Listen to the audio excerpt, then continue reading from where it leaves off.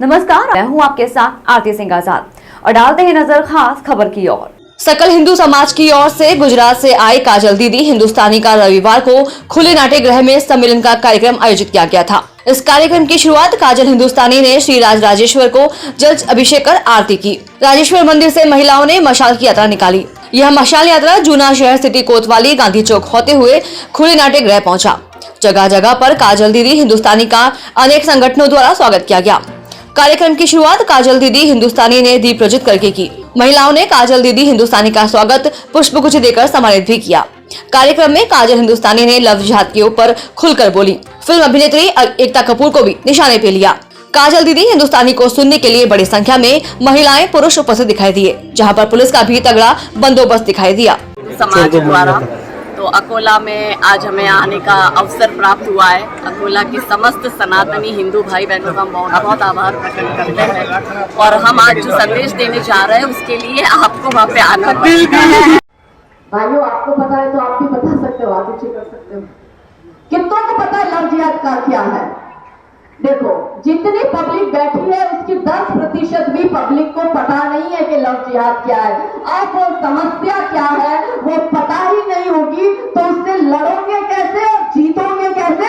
उसके 5 साल के बच्चे को भी पता है कि लव जिहाद क्या है, क्योंकि उसको कुछ मदरसे में कुछ मौलाना और कुछ मौलवी बचपन से ट्रेनिंग दे रहे हैं कि काफिरों की बेटियों को लव जिहाद में फंसाकर भारत को इस्लामिक देश बनाना है।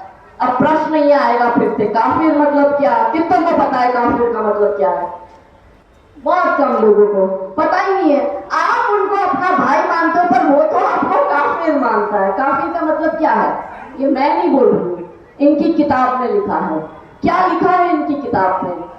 कि जो अल्लाह को ना माने वो नॉन बिलीवर है, यानी जो अल्लाह की पूजा नहीं करता वो काफिर है। और काफिर जहां दिखे वहां उसको या तो कन्वर्ट करो या फिर उसको मार दो।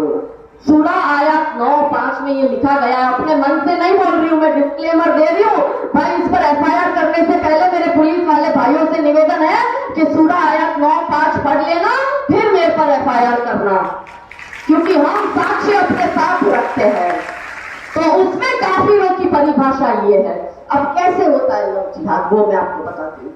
4 स्तर पर लव जिहाद होता है। बॉलीवुड के माध्यम से, सोशल मीडिया के माध्यम से, डर का माहौल खड़ा करके और ड्रग्स के माध्यम से। अब आपको लगता होगा ड्रग्स से और कैसे होता है लव जिहाद? तो सबसे ज्यादा, मैं आज महाराष्ट्र की भूमि पर हूं। ये भूमि छत्रपति शिवाजी महाराज और अहिल्याबाई होलकर की भूमि है, लेकिन दुख के साथ कहना पड़ रहा है कि सबसे ज्यादा ड्रग्स कंज्यूम महाराष्ट्र में होती है। सबसे ज्यादा सेल महाराष्ट्र में होती है और सबसे ज्यादा पूरे भारत में ड्रग्स यदि कहीं से जाती है तो वो महाराष्ट्र से ही जाती है। ध्यान दो, आपके बच्चों को देखो, काफिरों के परिवार को बर्बाद करने का दशों दिशाओं से षड्यंत्र चल रहा है।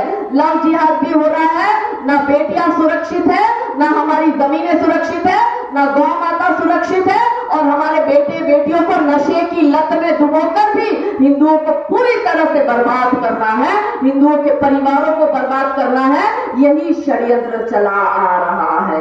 अब एक केस आपको नासिक का करती, क्योंकि महाराष्ट्र में आई हूं तो महाराष्ट्र के केस करूंगी। और मैं वैसे आपको बता दूं, ये न्यूज़पेपर में पढ़कर आपको केस नहीं कर रही हूं। इन सारे केस में मैं खुद इन्वॉल्व हूं। मेरे जैसे कितने ही हिंदू संगठन के भाई, सामाजिक संस्था, धार्मिक संस्थाएं इन्वॉल्व है। मेरा तो क्या ही योगदान है, मेरा गिलहरी जितना योगदान है, पर ऐसे कितने हिंदू भाई बहनों ने इस मातृभूमि के लिए और धर्म के लिए बलिदान दे दिया है। क्या हुआ था उस नासिक की लड़की के साथ? मेरी एक गुजरात में धर्म सभा थी, उसमें एक बहन आई थी मुझे सुनने के लिए। वो बहन थी तो गुजराती पर यहाँ नासिक में रहती थी। जब वो मेरा भाषण सुनकर गई, उसके कुछ दिन बाद उसके ही समाज की एक लड़की का केस आया। बहन को ऐसा लगा कि मैं काजल दीदी को बोलूं क्योंकि मैं उनको सुन के आई हूँ। वो बहन ने मुझसे कांटेक्ट किया। मैंने नासिक के अपने जो हिंदू संगठन थे उनके साथ उनका कांटेक्ट करवाया।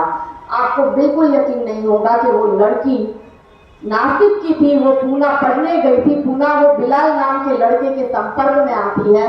बिलाल नाम का लड़का उससे प्यार का नाटक करता है, फिर उसके खाने में ड्रग्स मिलाता है, धीरे धीरे उसको ड्रग्स का एडिक्टेड करता है, कितनी बार उसके साथ यौन शोषण करता है, कितनी ही बार उसके साथ कॉम्प्रोमाइज सिचुएशन के यौन शोषण करते वक्त फोटो और वीडियो बनाए, क्योंकि लड़की तो नशे की लत में सोई हुई पड़ी रहती थी। अब आपको लगता होगा कॉम्प्रोमाइज सिचुएशन मतलब क्या, तो नंगू पंगू उस लड़की के फोटो बनाए और फिर उस लड़की को ड्रग्स का कुरियर बनाया। आपके मन में प्रश्न आ रहा होगा ड्रग्स का कुरियर और क्या होता है। तो जैसे अभी हम अकोला में बैठे हैं, उदाहरण दे रही हूँ, अकोला से यदि नागपुर ड्रग्स पहुंचानी, गलत धंधे तो यही करते हैं, हम सबको पता है। तो अकोला से नागपुर यदि ड्रग्स पहुंचानी है तो कोई रुकसाना अफसाना थोड़ी ना ड्रग्स पहुंचाने जाएगी। वो है ना काफिर की बेटी, वो गीता और वो सुनीता को बिलाल ने फंसाया है ना, श्रद्धा को आफ्ताब ने फंसाया है ना, वो जाएगी ड्रग्स देने। अगर पुलिस पकड़ती है तो सुल्ताना को थोड़ी ना पकड़ेगी, साक्षी को पकड़ेगी, काफिर की बेटी पकड़ी जाएगी। तो मतलब सबसे पहले उसको प्यार के जाल में फंसाकर उसका धर्मांतरण किया, उसके बाद में ड्रग्स का एडिक्टेड किया, उसके फोटो और वीडियो लेकर समाज में वायरल कर उसको बदनाम किया और चौथे स्तर पर उसको ड्रग्स बेचने का कुरियर बनाया।